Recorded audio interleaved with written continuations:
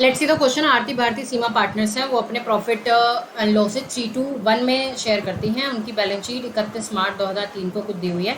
Bills payable, creditor, journals, capital Bharti और सीमा की।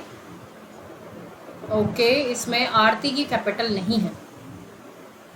Okay, सो मुझे लगता है इसमें आरती की जो कैपिटल है वो 20,000 होनी चाहिए। चलिए, हो गया 40।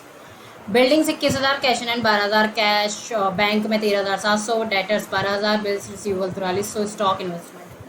Bharti died on June 12, 2003, and according to the deed of the said partnership, her executors are entitled to be paid as under. Capital to her credit at the time of her death and interest thereon 10% per annum.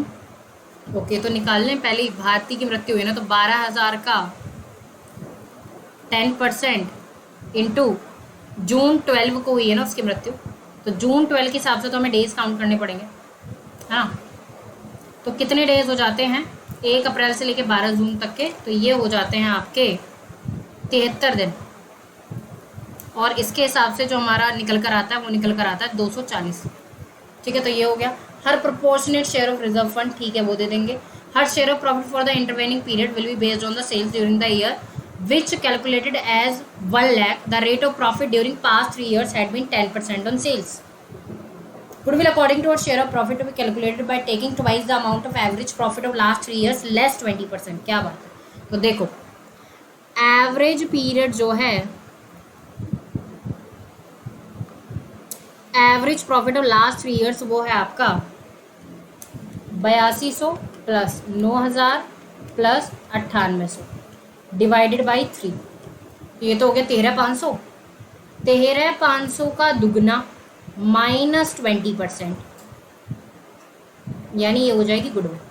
13,500 का दुगना यानी 27,000, उसका 20% minus करके आ रहा है 21,600। ये है हमारी गुडविल। ध्यान से देखा क्या किया, पहले एवरेज प्रॉफिट निकाला, फिर उसका दुगना किया, फिर उसमें से 20% कम लिया। ठीक है। अच्छा, एक चीज समझने वाली है बच्चों यहाँ पर, ठीक है। ये बोल रहा है कि ट्वाइस जो होगा वो एवरेज प्रॉफिट में से 20% लेस करने के बाद होगा। तो एवरेज प्रॉफिट होता है 8200 प्लस 9,000 प्लस 9800 डिवाइडेड बाई 3, तो वो होता है हमारा 9,000। मैंने गलत कर लिया था। 9,000 में से 20% लेस करेंगे तो आएगा 7200। 9,000 में से 9,000 का 20% या 1,800 लेस करेंगे, आएगा 7200। और गुडविल होगी हमारी 7200 इंटू 2 यानी ट्वाइस, यानी 14,400। ठीक है। इस गुडविल में भारती का जो हिस्सा रहेगा, भारतीज शेयर, वो रहेगा हमारा 14,400 का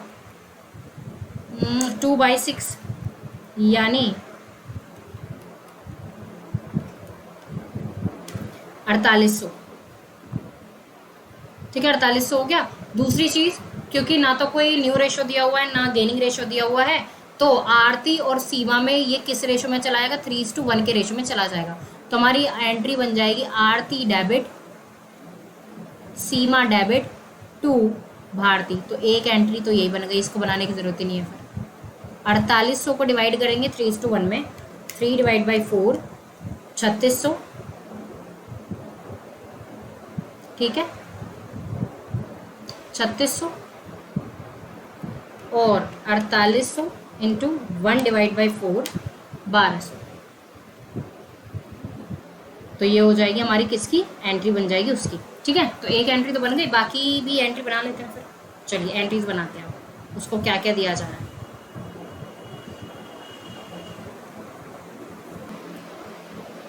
तो first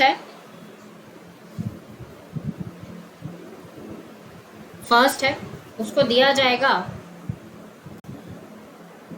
interest on capital,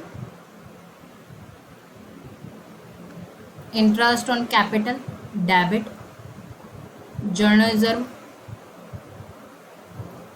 debit. ठीक है, हाँ, P&L सस्पेंस भी हम इसमें कर सकते हैं ना। P&L सस्पेंस डेबिट, अब वो हमें निकालना पड़ेगा। ठीक है, 1 लाख की सेल है, उस पर 10% का प्रॉफिट है, यानी 10,000 का प्रॉफिट है, और 10,000 का 2/6 करेंगे तो हमें मिलेगा 3,333। ठीक है, तो इसको करते हैं इधर। तो इंटरेस्ट ऑन कैपिटल हमारा आया था 240, जर्नल रिजर्व में हिस्सा इसका 4,000, और P&L सस्पेंस हो गया 3,333। तो ये चला जाएगा भारती के कैपिटल अकाउंट में। कितना है ये? 7573। दूसरी हमारी एंट्री बनती है गुडविल वाली, जो हम पहले बना चुके हैं। ठीक है, तीसरी हमारी एंट्री बनती है कि टोटल, चलो दोबारा बना ले उसको, Aarti debit, Seema debit to Bharti account. कितना? 4800, 3600 और 1200। टोटल जो ट्रांसफर हो गया है वो कितना जाएगा? Bharti's capital debit to Bharti's executor account.